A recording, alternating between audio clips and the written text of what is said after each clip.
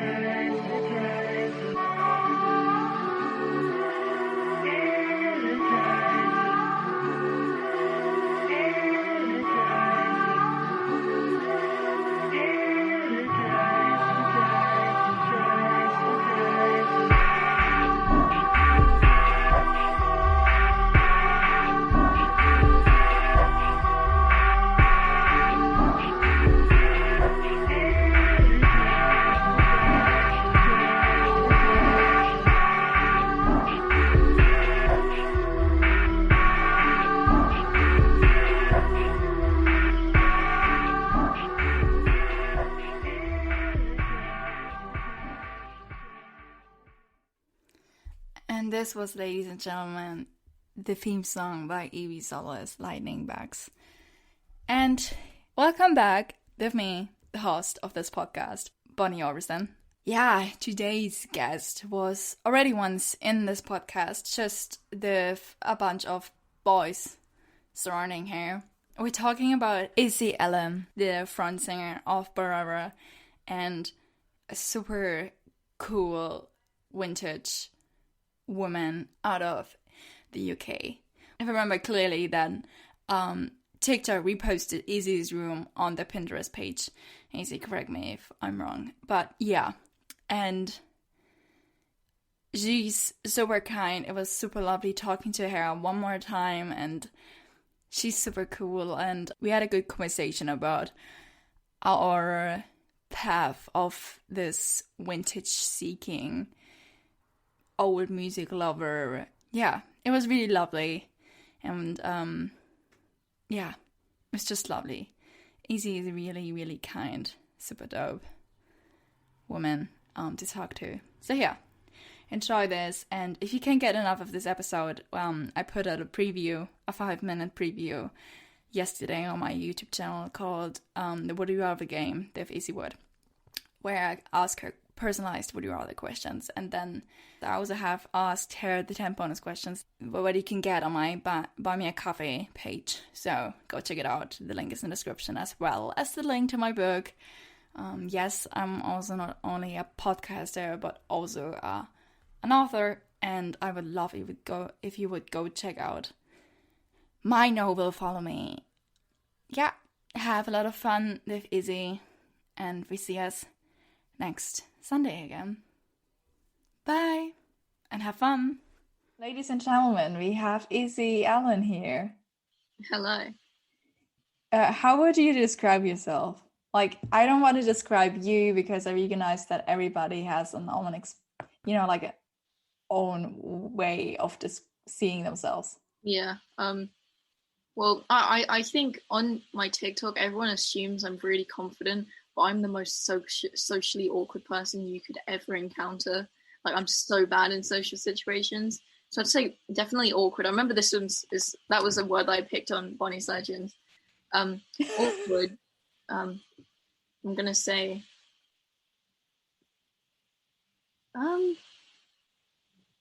fascinating, because I'm a bit strange, but it's almost like an interesting strange. So I'd say fascinating. I don't know if that's being really vain, but I don't mean it to be, but fascinating, and awkward, fascinating, and weird.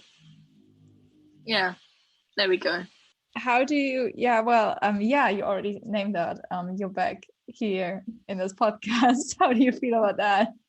Oh no, I really like it. Like I love doing podcasts, especially with you. But it's really fun. I know it's just because you're so easy to talk to. It's really great.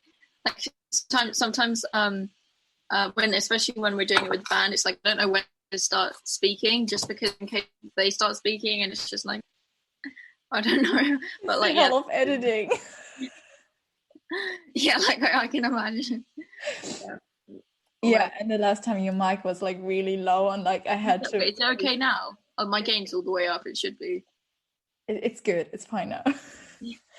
What is it difficult? Like you said, it's easy to speak with me. What is difficult? Like, how are people difficult to talk to? No, it's like I feel like sometimes it's when we've done a couple of podcasts, it's almost like more of an interview, but this is like more like and chatty, and I really like that. Yeah. Okay. I think it's really nice. Thank you. Since the last time we met, I think it changed a lot, right? It was in August last year, and now, not just for Barerra, kind of, I think in your life it changed. Yeah, I mean, what has changed? I mean, yeah, we decided to move out. Like that's a big change I didn't think would happen. We're moving out as a band, apart from with Plateau, because Plateau's gonna go live in Belgium, but he's still gonna, because you can get like the tube to England, so he'll still do gigs with us and record music for us, all that. He will just won't live near us. But yeah, we're moving out together. We're working on a lot of music at the moment. Like, I don't know if I'm allowed to say this. Like, I really don't know what I'm allowed to say, because I haven't said like things I'm not allowed to say and what I am allowed to say. But we have like about 10 songs that we're in the middle of working on. Like the plan is to get as many songs done. Well, like obviously ones we like, we're not gonna, if there's a song we don't like, we won't use it. But and then if we want to release either like a single, or what's the thing in between a single and an album, like EP, something like that. If we want to release an EP, we can just like pick between which ones are like similar or something like that. I mean, I'm not quite sure if that's how it works, but yeah. Yeah, okay. And you started, I don't think you had the Depop shop before we met the first time. I mean, I did have the Depop shop, but it wasn't like I was kind of just selling some of my old clothes on there. It wasn't like I was making things. Do you still do these friendship necklaces? Oh yeah, no, I have the frogs. I don't think people like the frogs too much, just because they've been up for like 2.5 weeks, and I sold one of them. But I still think that's good. No, maybe I'm being cynical or what have you, but yeah. What that was so funny. I don't know if it's funny, but like when I watched the video, you said like, oh yeah, I have no friendship necklaces. I was like, wow, that's so cool. I want to have one. And then I was thinking of a friend. I was like, I don't have a friend I can send that to. Yeah, look, that's like what I was thinking, because the chain is 40 centimeters, and normally that would like sit around here, like maybe a little bit lower than the one I'm wearing now on a woman's neck, but like for a man it'd probably be about up to here, because men have thicker necks. So I was trying to think, would Barerra, if all of Barerra had like matching frog necklaces, firstly I realized that wouldn't work because they wouldn't wear them, and then secondly it would be a bit too tight. Yeah, and then discussion would come up like, oh, you don't wear your necklace today. You know, a necklace that Tom wears all the time, like Aves, he hates jewelry. Like it's really like when we go shopping for clothes, I've gone shopping for clothes from about 3 times, because he's a bit questionable on the clothing front. So he wears like joggers and jeans, like, you know, basic boyish clothing. I can never get him into any kind of jewelry. Like I really like it if like when we gig he could wear like a beaded, like a 60 style beaded necklace, but no, until on his birthday I got him a stainless steel tag necklace with engraved Plateau, our drummer's face on it. Ooh. Oh yeah, Tom only wears jewelry when it has Plateau's face on it. That's what I've learned. Really strange. Yeah. You call him Plateau, right? Oh yeah, Plateau. Well, his first name is Tom, and then we'd have 2 Toms, so Thomas Plateau is just Plateau. Yeah, and I called him Tom too. Yeah. We did that at the start, but it kind of just, it didn't work so well. So he's Yeah. now plateau. Okay. Yeah. He's the drummer, right? Yeah. Yeah. Okay. So it was so funny because when I watched the live stream on Hopbox, Yeah. when he was like reading all these comments and he was like, I can read it, I forgot my classes. That's me in classes every time. Oh my gosh, yeah. I was like, I'm really bad at reading things. I'm dyslexic, so I was like, oh god, I can't do this. And then I looked at Tom, and it's like, and then Tom looked at Plato, and it was like, panic.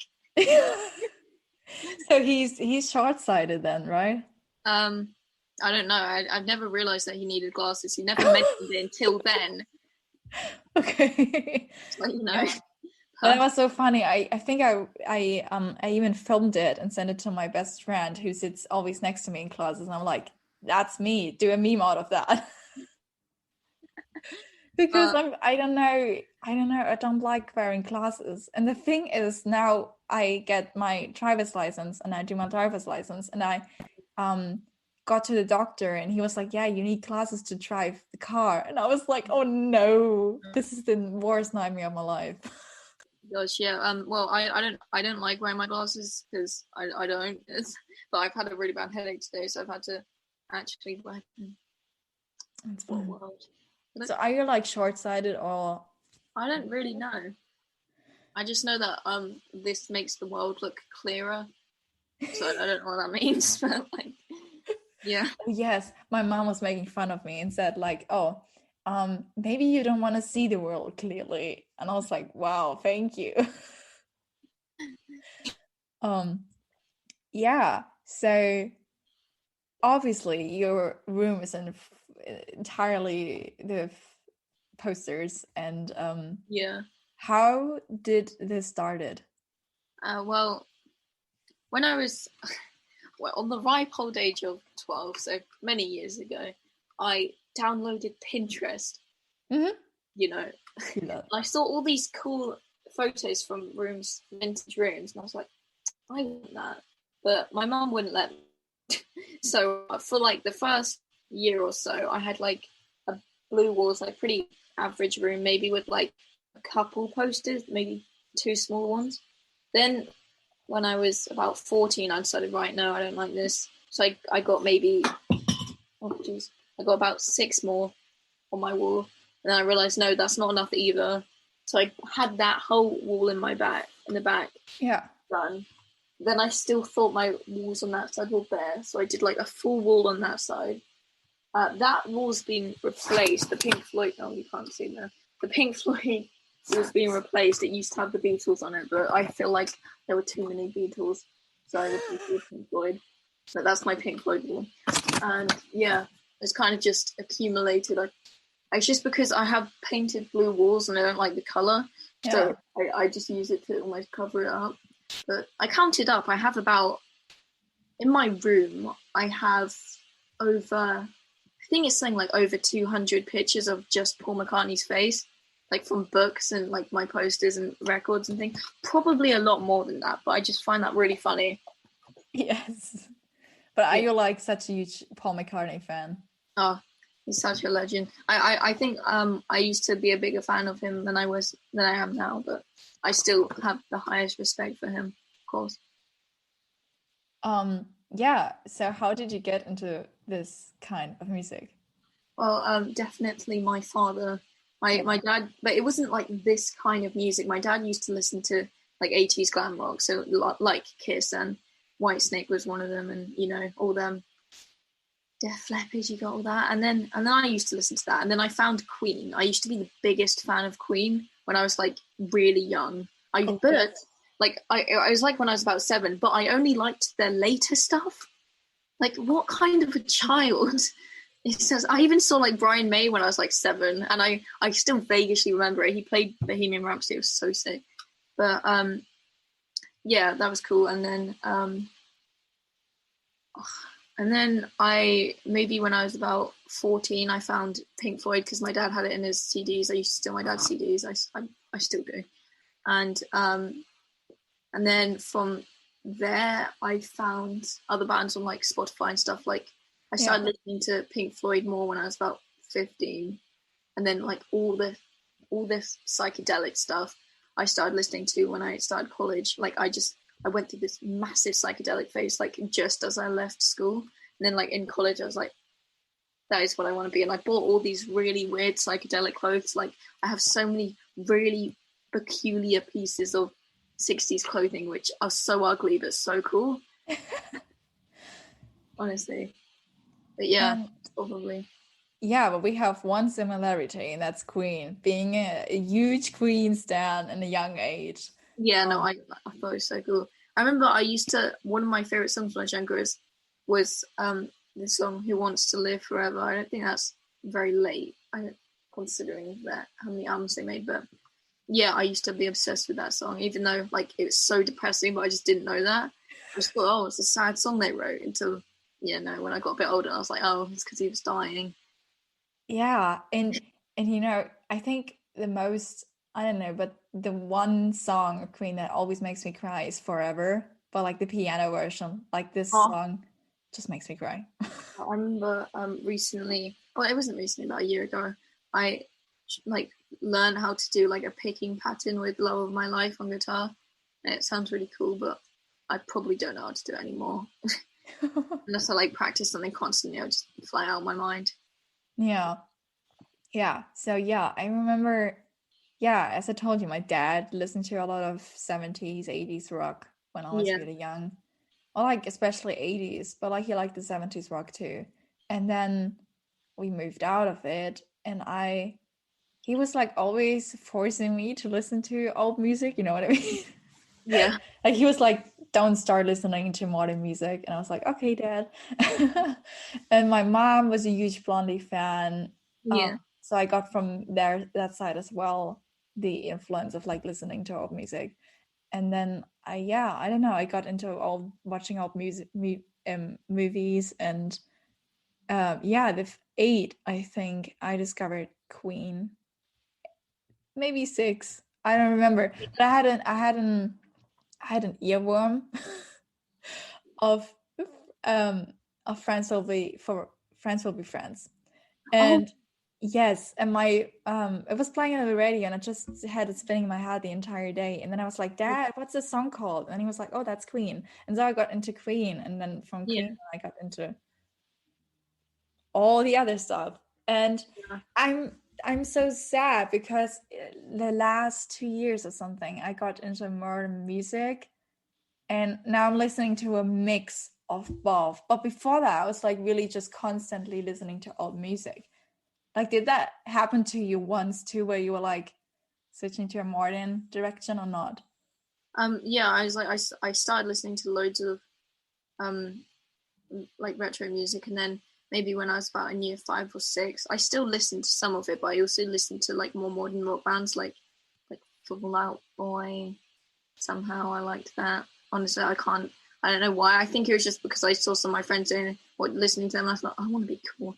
And then I started listening to Melanie Martinez, like when I remember it was literally just as she released Dollhouse, and now she's massive. Like she's huge, which is interesting. But actually, like an interesting story I have about that is, well, not about Melanie Martinez. It's not too relevant, but I remember when I was about in year 9, one of my friends, she showed me this artist who was our age, and they only had about 200,000 monthly listeners or something.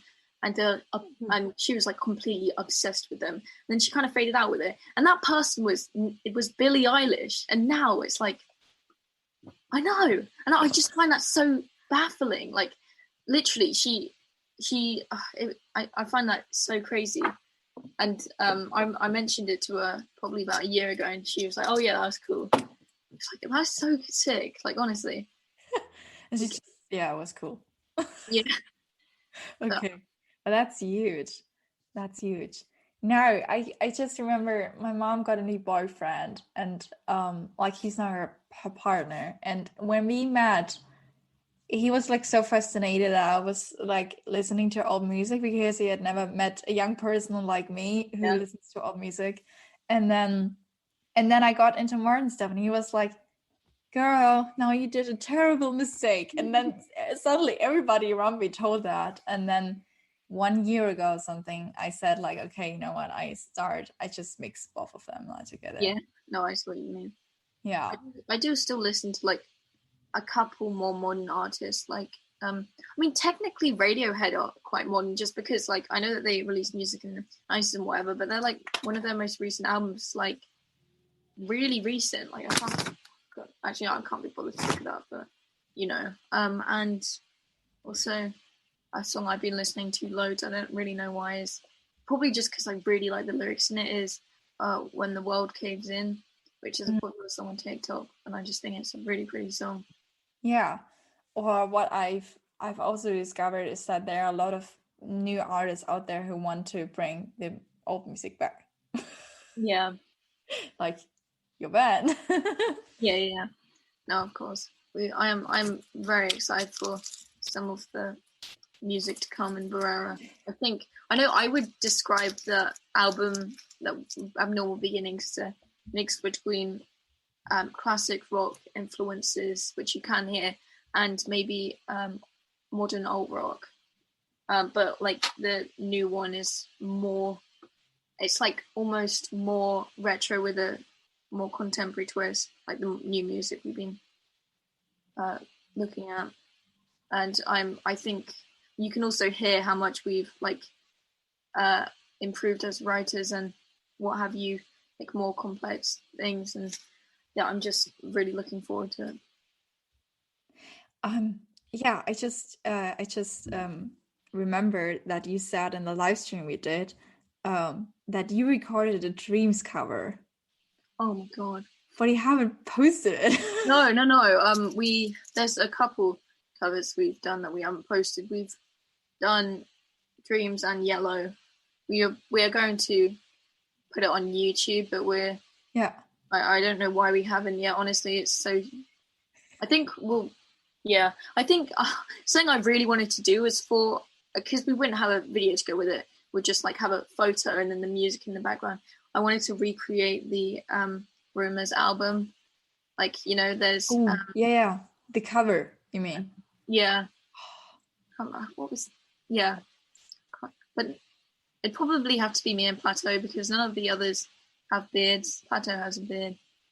So yeah, that'd be really cool, but who knows? It's not easy to do that at the moment because still COVID's going on. I find it interesting how we can go into shops, but people aren't allowed to go in your house and things. Who is a musician you like admire like a lot? I think a musician I admire the most would probably be Roger Waters, just because like the history behind his music and what he wrote about, like how his dad died in the war, which is like where the war came from, and it's just the influence that had on his music and how he managed to like turn it into such an amazing art form. I find really fascinating, and I just think it's crazy. I think it's so amazing what you can do, and yeah. Okay, when did you discover you want to become a musician? This is actually quite an interesting story. Basically, for one of my mates at school, he said that he was applying to this college called ACM, and I'd obviously never heard of ACM. And that was kind of just because I was planning on being a designer, and I did like music, but I never really saw it as a career path, especially my dad. I think he briefly accidentally said that he thought he wanted me to go into more of an art career, because even though music is still a kind of art thing that you don't get paid that much for these days, it's still better than being an artist is still better than being a musician, because it's so much broader. But yeah, I basically went to all of these local colleges, and I hadn't even seen ACM. I hadn't even seen it, but my mindset was, it can't be any worse than what I've just seen.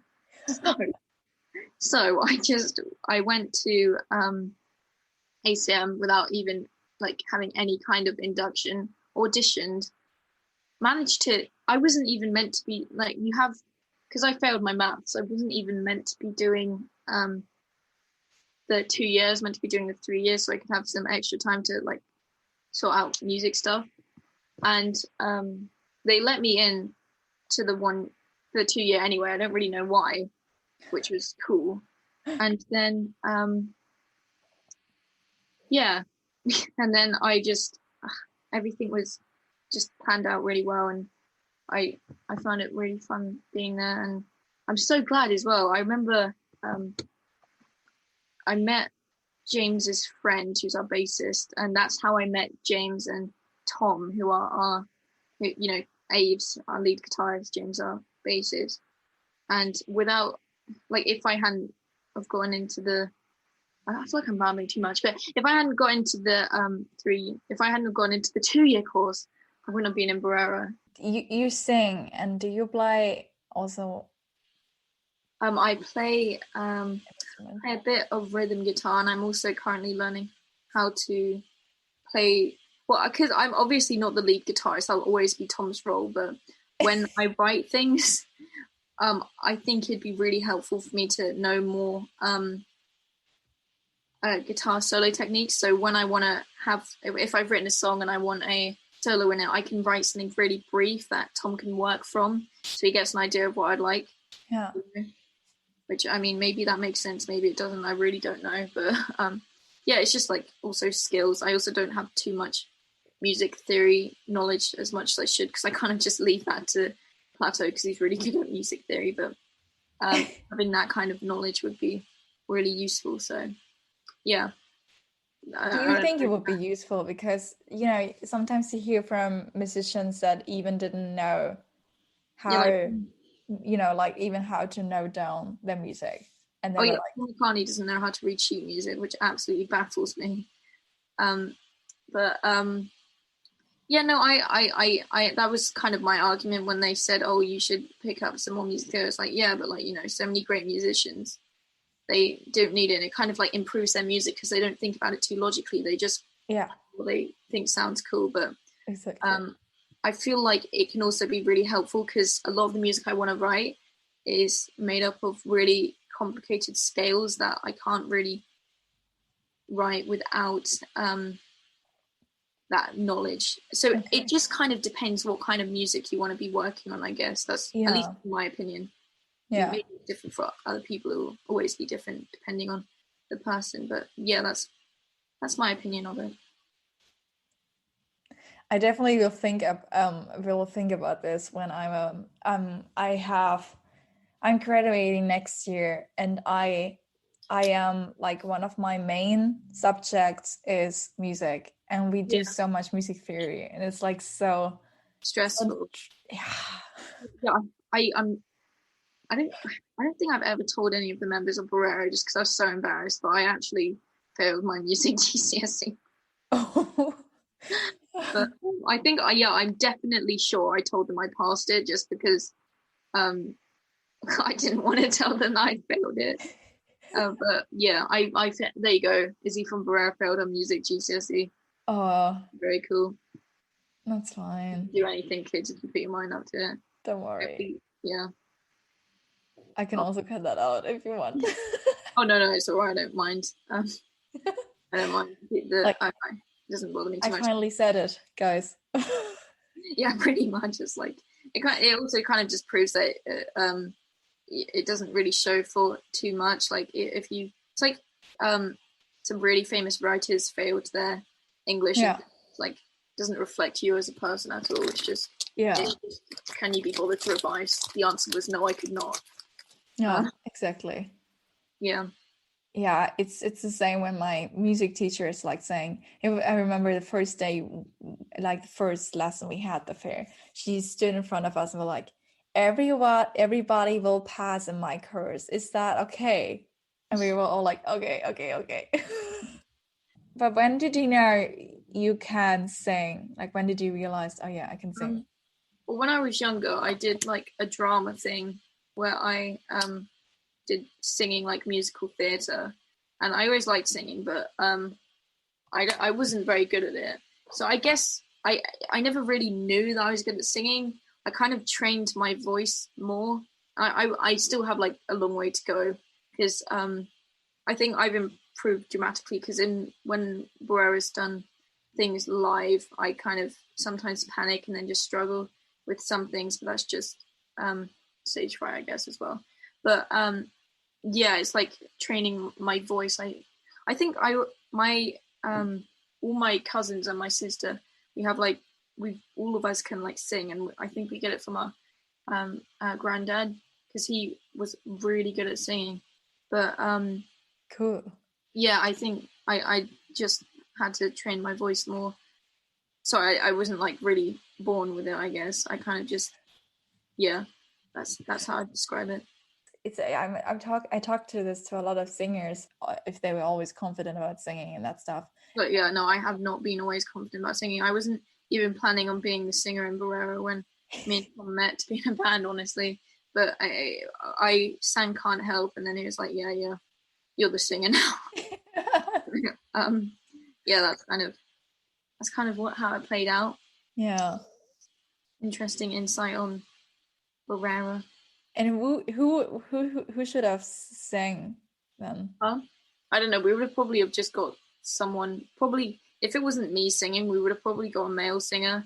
But I don't think I could ever see Barerra's music being sung by a male just at the moment now, just because I'm obviously female, so now most of our music is written with that in mind, so like notes wise, etc. So yeah, interesting. I would have been the rhythm guitarist as well. And the songwriter. That would have been my role, but that changed very quickly. So yeah. When did you start to songwrite? I've always really enjoyed songwriting ever since I was younger. I think it was just maybe when I went to ACM, I went there wanting to learn how to write music better. So for the first year and maybe a couple months, I did songwriting and didn't really learn. I don't want to sound mean, but I really didn't learn too much from it. What they would do was they would give us a brief, and then they'd be like, "Oh, write a song about this." And it's like they wouldn't really go into too depths of different like techniques and things that I would have found to be more helpful. And I still think it was helpful in other ways. Like you got that experience of working with people, and but just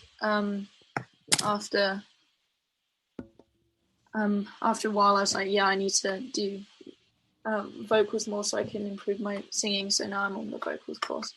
But yeah, I was kind of just saying I wanted to learn. I kind of just got into it more as I was in Barerra. Like, Can't Help is probably one of the first proper songs I ever wrote.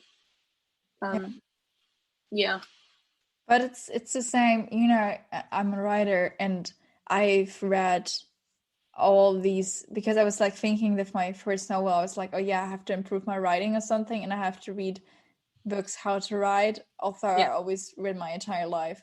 And I read all these books and they didn't help they didn't help at all. Like or now I'm kind of on TikTok on the writer talk side, and then they're giving you advices how to write a good book, and I'm like what are you telling? Like, it's just not, I don't know, it's such maybe it's a because it's such an individual thing to write songs or to write poems or to write books, that it's really difficult to get taught.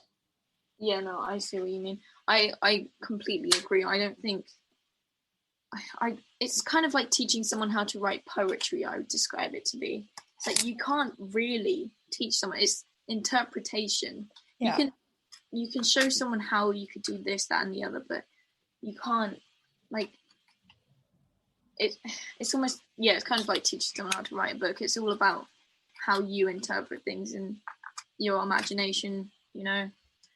And I think something that's really helped me with songwriting is poetry. Like, I don't know, can you hear me like fiddling with things on my desk? Sorry, but do you actually like knit or something? Oh right, sorry, I've been like making it. I've been like fiddling with this. Oh, that's cool. That's nice. But is it like a dream catcher or something? Yeah. Oh yeah, it's gonna be a dream catcher. But I have one that I made up on my Well, and I thought I'd have a white one on the other side.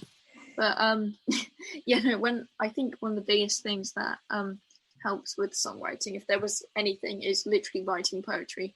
Yeah. Because I don't think lyrics have to be that important, because it's just saying that ties it all together. But then when you do write songs which are very vocally led, you need to have more depth to what you're writing about, in my opinion. Yeah. I think having that there is really good. Like, just Yeah. because you can even like reference it. Like, if you write poetry, you can be like, oh, that line's cool, I could put it in this, that, and the other, you know. Yes, exactly. When I started writing poetry, and then sometimes I'm like, oh yeah, I take this and kind of develop it into a song, I completely have to change the poem. Yeah. Yeah, so I totally get your point. Yeah. Do you know what you want to do after college? Well, I'm moving in with band, and then I'm going to uni afterwards. And in uni, I shall be studying either songwriting or vocals. Haven't decided yet. Really struggling to decide. And I'll probably end up doing songwriting, but vocals. If I do songwriting, then I get a vocal tutor. That'd be good. But yeah, focusing on band. Really trying to, obviously, because we all want band to be our career. If band goes well after uni, we'll move into a bigger house together if we're earning a little bit more money. Because obviously we don't. I mean, I don't know if it's obvious. Many people are often curious money-wise about Barerra, which, I mean, fair enough. We individually don't earn any money. We always put it back into band. Like, any kind of money we make, we goes towards making things like CDs, t-shirts. Well, we're going to make t-shirts soon, of course, and CDs. Obviously, vinyl. Like, the money we made from CDs and doing the Hotbox gig went towards vinyl. Yeah. And yeah, it's always going back into band. I think, I don't even know what point it's going to get to when we can finally say, oh right, yeah, no, we can get paid a little bit, because I don't think that will happen for a long time. Yeah. Yeah.